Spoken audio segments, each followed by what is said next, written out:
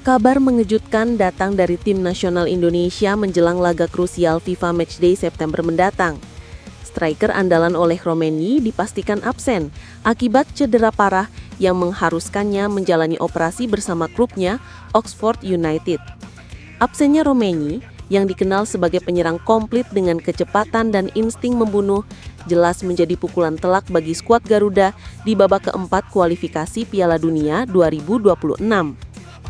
Kita siap beraksi, merah putih terbang tinggi, langkah kuat pantang berhenti. Demi tanah air kita takkan laku, Garuda di dadaku, Garuda di dadaku.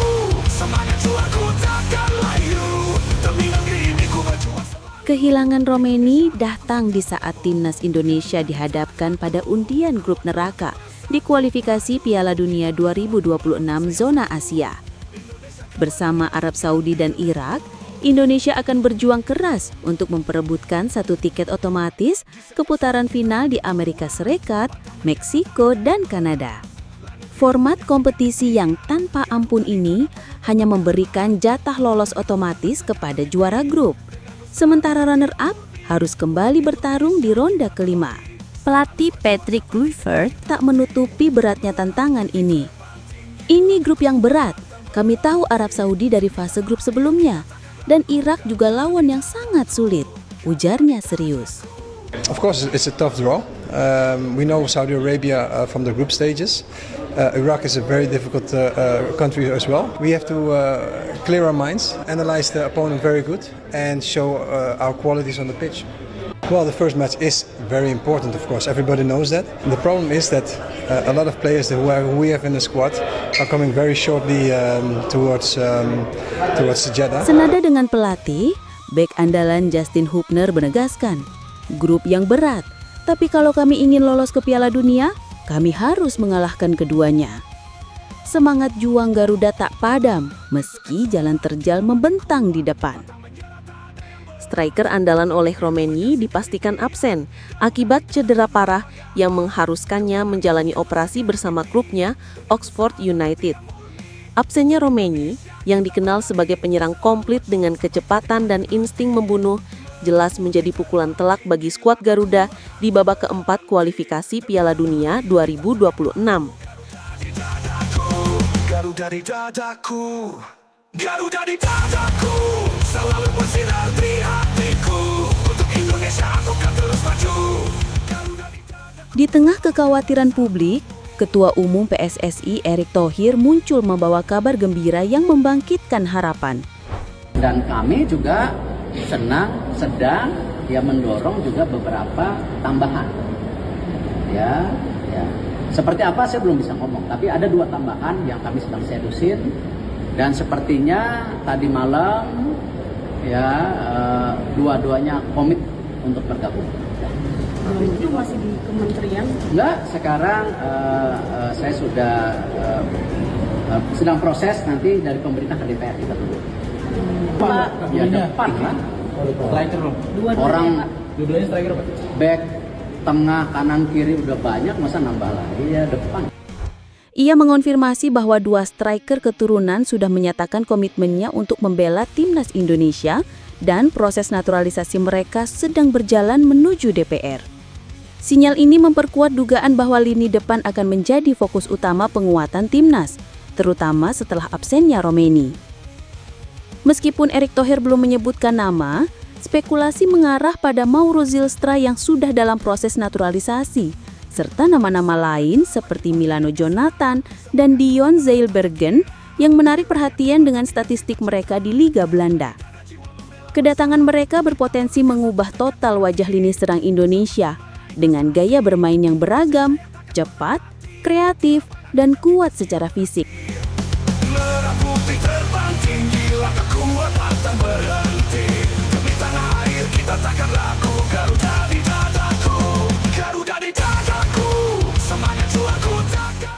Dengan absennya oleh Romeni dan masuknya 2 striker keturunan, timnas Indonesia memiliki peluang untuk membentuk lini serang paling fleksibel dan berbahaya dalam sejarahnya. Beberapa skenario kombinasi mematikan pun mulai terbayang. Skenario 1, Ole Romeni pulih tepat waktu. Jika keajaiban terjadi, kombinasi Mauro Zylstra, Ole Romeni, dan Milano Jonathan bisa terwujud. Zylstra sebagai striker agresif, Romeni sebagai poacher dan pemantul, serta Jonathan sebagai winger eksplosif dan pekerja keras. Skenario 2. Dion Zurbruggen dinaturalisasi. Jika Romeni tak bisa pulih, Mauro Zylstra, Dion Zurbruggen, dan Milano Jonathan bisa menjadi trio baru. Zurbruggen hadir sebagai target man klasik yang kuat dalam duel udara dan memantulkan bola, melengkapi kecepatan Jonathan dan agresivitas Zylstra. Skenario 3, Rafael Struijk kembali menjadi opsi utama.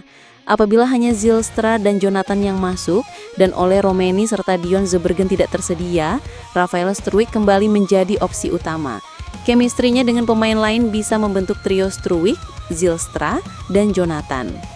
Fleksibilitas gaya bermain mereka, mulai dari kecepatan, pressing, duel 1 lawan 1, naluri mencetak gol hingga kekuatan fisik dan kemampuan target man, akan memungkinkan Patrick Clifford menerapkan berbagai pendekatan taktik, termasuk formasi 4-2-3-1 yang dapat memaksimalkan potensi lini depan.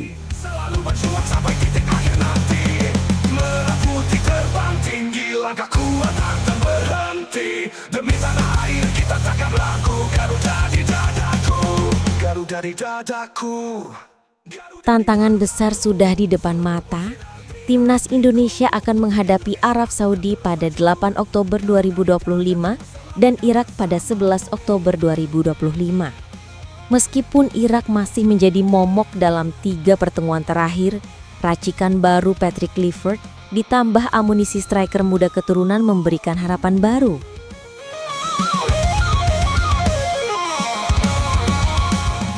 Dua laga uji coba kontra Kuwait dan Lebanon akan menjadi panggung eksperimen taktik dan starting 11 terbaik. Apakah Zylstra dan Jonathan bisa langsung klik dengan para pemain timnas? Apakah formasi 4-2-3-1 akan menjadi senjata baru yang efektif?